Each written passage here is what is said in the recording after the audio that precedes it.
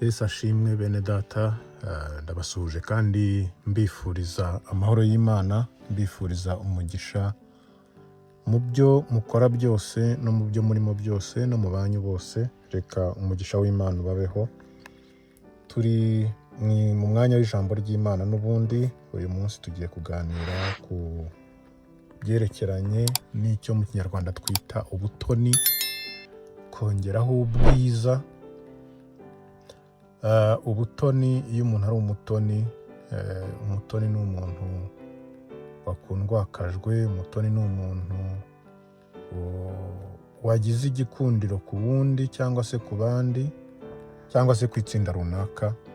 Iyo bavuga ngo uriya ni umutoni wa kanaka, ni ukuvuga ngo uwo muntu abereye umutoni aba amukunda cyane, aba amuha umwanya cyane, aba amwumva cyane, mbese ari umuntu we.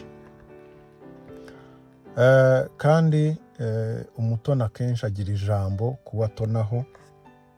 Umutoni akabera abandi icyo nakwita nk'ambasaderi, cyangwa se akabera abandi ijwi aho badashobora kwigerera.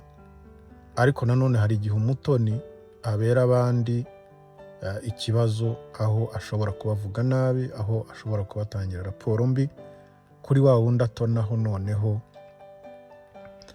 bikaba byabagwa nabi. Ubutoni rero muri make ni icyo ngicyo.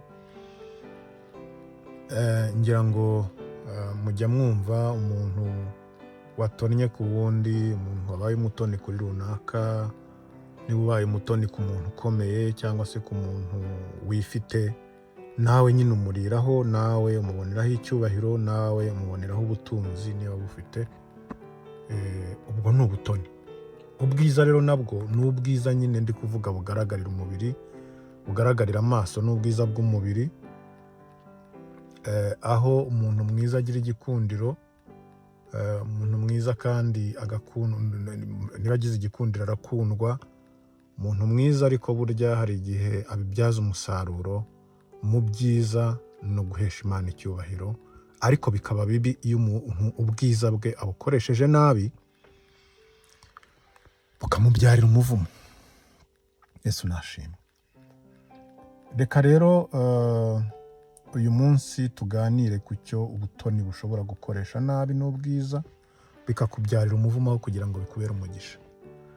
Umuntu ushobora gutona ku wundi nk'uko twabivugaga, akarenza kubavugira, ahubwo akabavuga nabi.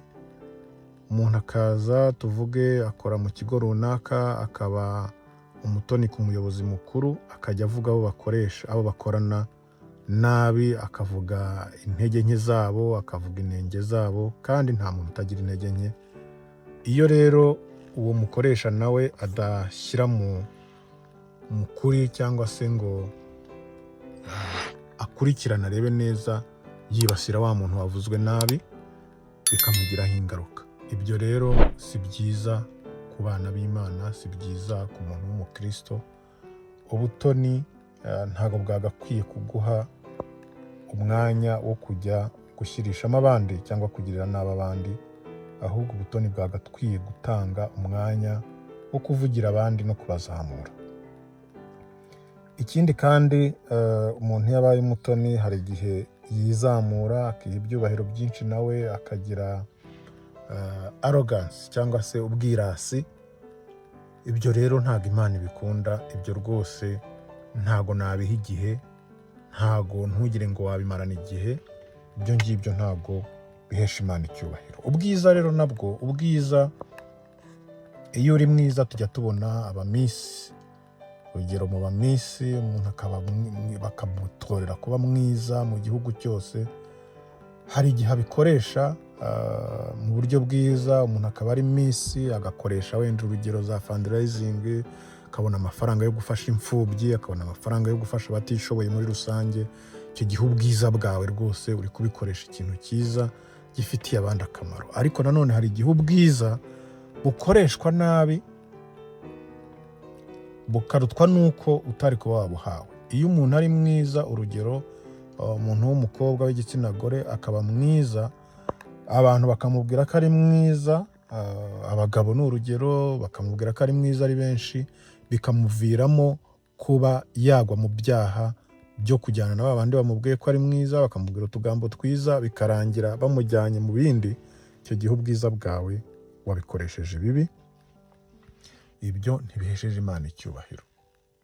Niba ubwiza bwawe ugiye kubukoresha kugira ngo usaruremo abantu amafaranga, ugende wicuruze, uvanemo abagabo amafaranga, ugende wicuruze, wangize umubiri wawe. Umubiri wacu ni urusengero rw'Imana, uwangize uwukoresha ibyonona, uwukoresha ibibi, ubwiza uri kubukoresha nabi. Niba uri mwiza ukajya gutwara abagabo b'abandi, ukajya gusenya ingo z'abandi, ukajya gutwara utwatunze abana ba bagenzi bawe, ubwiza uri kubukoresha ibiteye isoni, uri kubikoresha ibibi, ibyo ntabwo bihesha Imana icyubahiro.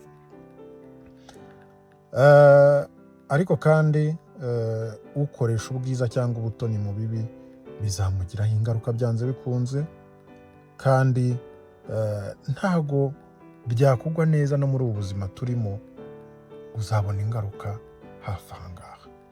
Ntabwo tugiye kuzirondora ubu ngubu, ariko nagira ngo mbabwire uburyo ubwiza n'ubutoni bushobora kugushuka, ugasanga wisanze mu muvumo aho kugira ngo ukubere umugisha. Umuntu mwiza ashobora gukorera Imana n'abantu bakabibona, bagaha Imana icyubahiro, bakavuga buriya muntu n'ubwiza afite ntabwo yagiye muri biriya, ari gukorera Imana, icyubahiro kikazamuka, ndetse n'abantu bagakizwa kubera ubwiza bwawe, abantu bagakizwa kubera ubutoni wagize, ukabasha guhindura benshi. Yesu nashimwe. Imigani 31 umurongo wa 30 haravuga ngo ubutoni burashukana kandi uburanga bwiza ni ubusa, ariko umugore wubaha Uwiteka niwe uzashimwa. Yesu nashimwe.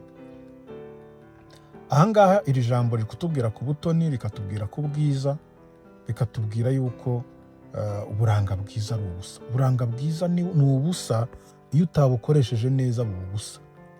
Iyo utabukoresheje neza buba ubusa, kubera yuko igihe cyose uzamara hano ku isi niwibona yuko uri mwiza, ukiryagagura, ukajya gukora ibiteye isoni, ukajya kubikoresha nabi, bizakubera ubusa, ntacyo bizageza ku bandi, bizabibaye gusa. Ariko ushobora kubikoresha ibyiza, bigahesha Imana icyubahiro kandi bikagira abandi umumaro.